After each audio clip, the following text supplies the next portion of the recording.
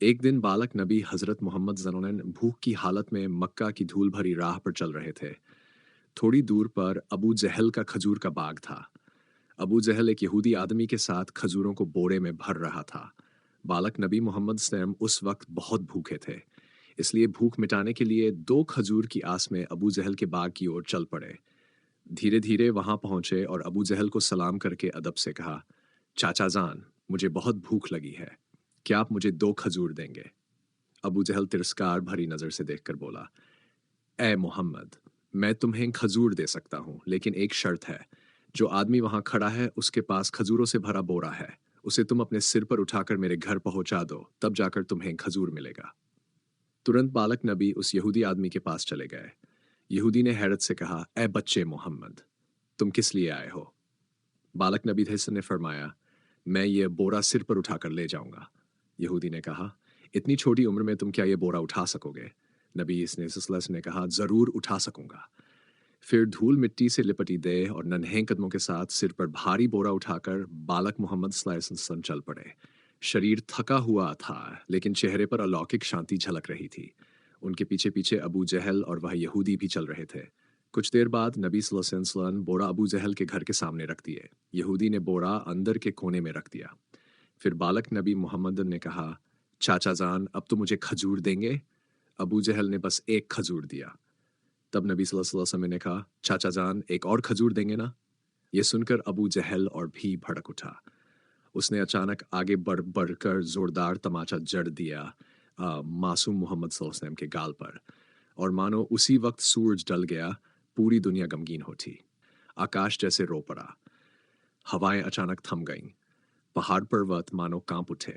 एक मासूम बच्चे पर इतनी निर्दयी और जालिम चोट! अबू जहल हंसता हंसता घर में दाखिल हुआ, लेकिन ठीक उसी वक्त घटा एक अलौकिक वाकया। खजूरों से भरा बोरा जब खोला गया तो अबू जहल दंग रह गया। उसने देखा, बोरे में जितने भी खजूर थे सब छोटे छोटे पत्थरों में बदल चुके हैं। आंखों के सामने इस तरह का चमत्कार देखकर वह हक्का बक्का रह गया। लेकिन निर्दयी अबू जहल वहां भी न रुका। वह बाहर आया और ताना मारते हुए बोला, ए मोहम्मद, तुम तो बड़े जादूगर हो, मेरे खजूरों को जादू से पत्थर बना दिया। बालक नबी मोहम्मद सल्लल्लाहु अलैहि वसल्लम ने नरम आवाज में सिर झुकाकर कहा, चाचा जान, मुझे कुछ भी मालूम नहीं। इतना कहना था कि जालिम अबू जहल ने एक और तमाचा मार दिया। उस तमाचे की गूंज से फिर आसमान कांप उठा, पहाड़ थर्रा उठे, मासूम बच्चे की आंखों में आंसू छलक आए। लेकिन क्या अजीब, बालक मोहम्मद ने बस इतना ही कहा, चाचा जान, आपके हाथ में चोट तो नहीं लगी? आह, कैसी ममता, कैसी रहम दिली! खुद तमाचा खाया, लेकिन सोचते रहे उस हाथ की तकलीफ के बारे में जिसने उन्हें मारा। फिर उस नन्हे नबी ने दर्द और अपमान का बोझ उठाए, घर लौटना भी मंजूर न किया। चुपचाप पहाड़ के किनारे चले गए और खामोशी से खड़े रह गए। ये मंजर देखकर पेड़, पहाड़ सब बोल उठे, अफसोस! जिसको बिना इस धरती और आसमान, इस कायनात की रचना अधूरी है, वही आज भूखा, अपमानित और तन्हा खड़ा है। लेकिन अबू जहल का दिल जरा भी नहीं कांपा। उसकी आंखों में पश्चाताप का एक कतरा तक न आया। इधर वह यहूदी आदमी अपने कौम के नेता के पास गया और बोला, आज मैंने ऐसा वाकया देखा जो कल्पना से भी परे है। अब्दुल्लाह का बेटा बालक मोहम्मद के पास ऐसी ताकत है जो दुनिया में किसी के पास नहीं। उन्हें एक तमाचा मारते ही सारे खजूर पत्थर बन गए। अच्छा, आप ही बताइए, ये जादू है या कोई अलौकिक शक्ति? तब उनका नेता बोला, हमने भी सुना है कि हमारी किताबों में मोहम्मद का जिक्र है। वही आखिरी और सबसे बड़े नबी होंगे। लेकिन क्या ये वही मोहम्मद है? ये जानने के लिए हमें अपने धर्मगुरु से पूछना होगा। अगर ये सच है तो हम उसे जिंदा नहीं छोड़ेंगे, इस दुनिया से मिटा देंगे। तुम लोग भी जाओ और ये बात हमारे धर्मगुरु के कानों तक पहुंचा दो। इतना सुनकर वह यहूदी आदमी फिर से अबू जहल के घर की ओर निकल पड़ा। रास्ते में जब वह खजूर के बाग के पास पहुंचा तो हैरान रह गया। सारे खजूर के पेड़ों पर एक भी खजूर नहीं था। सभी खजूर पत्थरों में बदल चुके। ये देखकर वह यहूदी स्तब्ध रह गया। उसने जरा भी देर न की और तेज कदमों से अबू जहल के घर पहुंचा। जाकर बोला, भाई, तुम्हारे बाग के सारे खजूर तो पत्थर बन चुके हैं।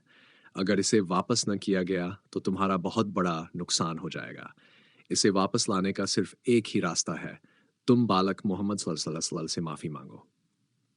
लेकिन अबू जहल भला माफी मांगने वालों में कहाँ से था? वह तो कठोर और चालाक था। उसने चालाकी से कहा, ठीक है चलो, हम मोहम्मद के घर चलते हैं और देखते हैं। इतना कहकर वह लोग बालक नबी मोहम्मद सल्लल्लाहु अलैहि वसल्लम के घर की ओर निकल पड़े। उस समय नबी सल्लल्लाहु अलैहि वसल्लम अपने चाचा अबू तालिब के साथ रहते थे। अबू तालिब घर पर अकेले थे। कुछ ही देर में अबू जहल आ पहुंचा और अबू तालिब से बोला, अबू तालिब, ये बच्चा मोहम्मद कहाँ से ऐसा जादू सीख गया? वह तो बड़ा जादूगर है। उसने मेरे सारे खजूर पत्थर बना दिए। वह कहाँ गया? क्या तुम्हें कोई खबर है? देखो कहीं पहाड़ के किनारे जंगल के दरिंदों ने उसे खा तो नहीं लिया। ये सुनते ही चाचा अबू तालिब घबरा कर तो तुरंत नबी ने उनको खोजने निकल पड़े। उधर बालक नबी मोहम्मद सल्लल्लाहु अलैहि वसल्लम पहाड़ के किनारे बैठे रो रहे थे और कह रहे थे, आज अगर मेरे माँ बाप जिंदा होते तो कोई मेरे साथ ऐसा सलूक न करता। मैं आज कितना तन्हा हूँ। नबी सल्लम की मासूम सिसकियां सुनकर जंगल के शेर, भालू और हिरन भी वहां आ गए। वह भी इस दर्द को महसूस करके रोने लगे और कहने लगे, या रसूलल्लाह सल्लल्लाहु अलैहि वसल्लम, ये तमाचा जैसे हमें लगा हो। या रसूलल्लाह सल्लल्लाहु अलैहि वसल्लम, आप मत रोइए, आपकी ये रुलाई हमसे देखी नहीं जाती। कुछ ही देर बाद चाचा अबू तालिब वहां पहुंचे। ये मंजर देखकर वह दंग रह गए। उन्होंने नबी सल्लल्लाहु अलैहि वसल्लम को गले लगाया और कहा, तुम्हें अगर किसी ने तकलीफ दी है तो चिंता मत करो, मैं हूं ना। जब तक मैं जिंदा हूं कोई तुम्हें चोट नहीं पहुंचा सकता।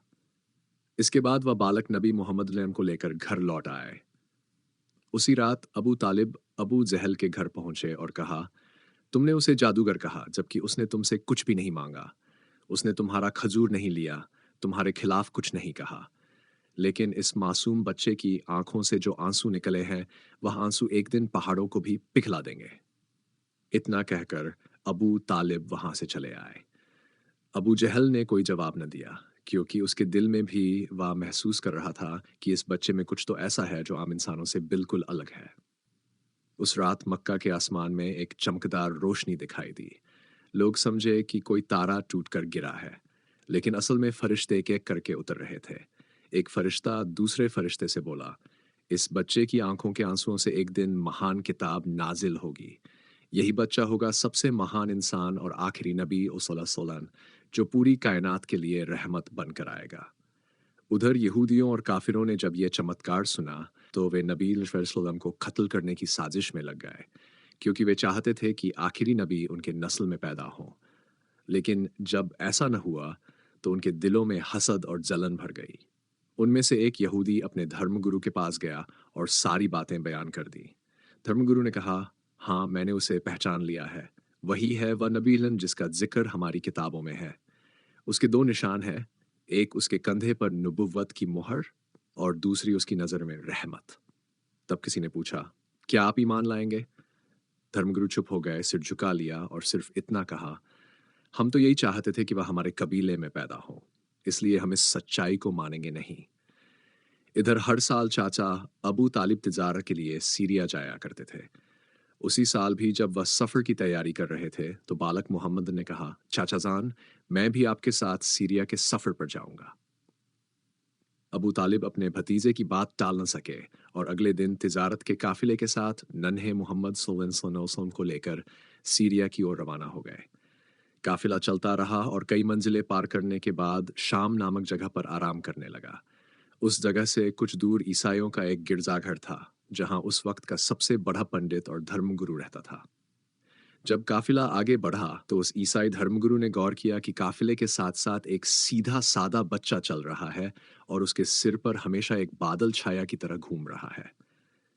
ये देख वह दंग रह गया। धर्मगुरु ने अपनी किताबें देखी और समझ गया, जरूर इसी काफिले में आखिरी जमाने के नबी सल्लल्लाहु अलैहि वसल्लम हैं। फिर उसने अपने एक आदमी को बुलाया और कहा, जाओ उस पूरे काफिले को बुलाकर लाओ, हम उन्हें दावत देंगे। यह सुनकर काफिले के लोग वहां आ पहुंचे। धर्मगुरु ने सबको बड़े प्यार से खिलाया पिलाया। फिर कुछ देर बाद अबू तालिब को अलग बुलाकर कहा, हे काफिले के सरदार, सुन लो, तुम्हारा यह भतीजा यकीनन अल्लाह का आखिरी नबी सल्लल्लाहु अलैहि वसल्लम होगा। उसकी पीठ पर नबुव्वत की मुहर मौजूद है। तुम उसे संभाल कर रखना और कभी उसे अकेला मत छोड़ना, क्योंकि यहूदी और नसरानी लोग अगर ये बात जान लें और पहचान लें तो वे बच्चे मोहम्मद को जान से मारने की कोशिश करेंगे, इसमें कोई शक नहीं।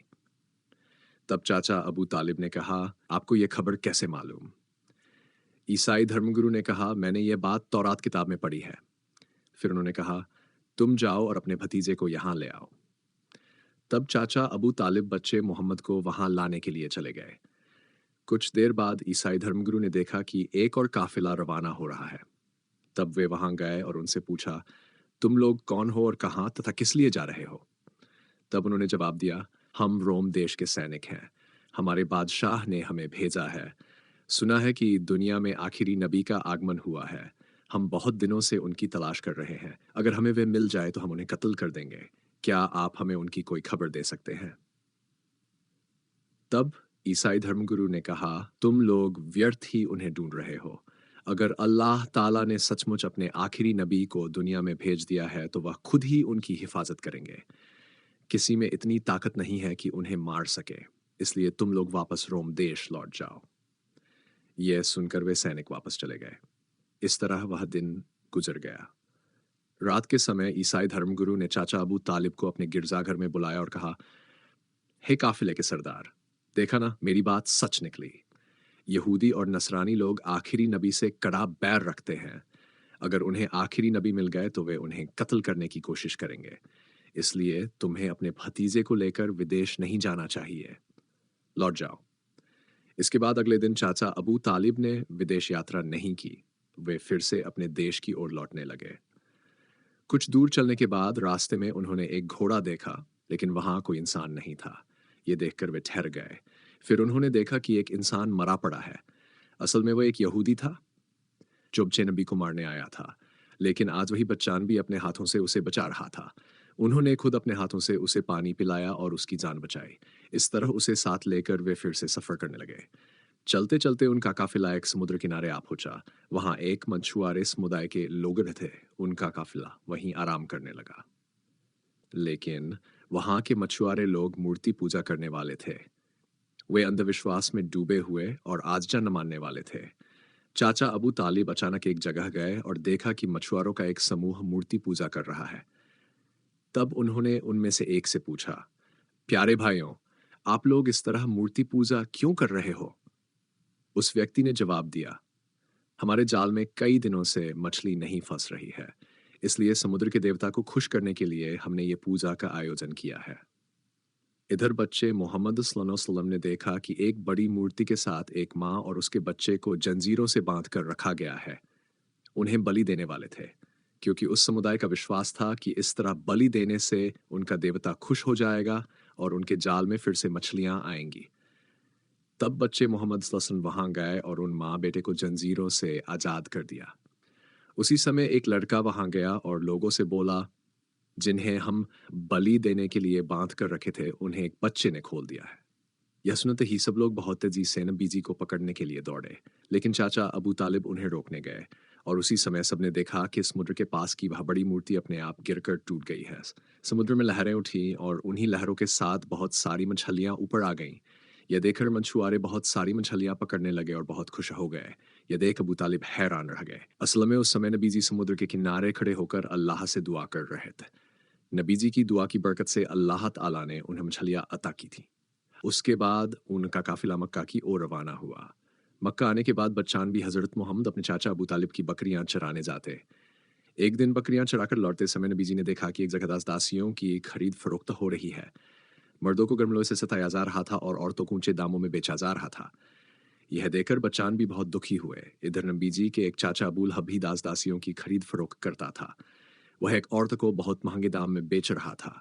उसी समय उसका अती आकर कहने लग, हुजूर, आप ऐसा काम मत कीजिए, हमें माफ कर दीजिए। वह बहुत गिड़गिड़ाने लगा, लेकिन अबू लहब उसकी कोई बात सुनने को तैयार नहीं था। ठीक उसी समय हमारे रहमत वाले नबी वहां पहुंचे और चाचा अबू लहब से कहा, आप इस औरत को क्यों बेच रहे हैं? अबू लहब ने कहा, मैंने इसे बहुत महंगे दाम में खरीदा है। अगर इसकी कीमत चुका दो तो मैं इसे छोड़ दूंगा। तब बच्चा नबी ने उसकी कीमत अदा कर दी और उसी दिन वह औरत नबी जी की वजह से आजाद हो गई। उसके बाद मक्का में बहुत दिनों से बारिश नहीं हो रही थी। मक्का के बड़े बड़े सरदार इकट्ठा होकर कहने लगे, मक्का में बहुत दिनों से बारिश नहीं हुई। हमारे बच्चे मर रहे हैं, जानवर मर रहे हैं। इसलिए हमने कसम खाई है कि हम सब काबा के पास जाएंगे और वहां जाकर बारिश की दुआ करेंगे। जब तक बारिश नहीं आएगी हम वहीं रहेंगे। ये कहने के बाद सब लोग एक-एक करके काबा की ओर जाने लगे।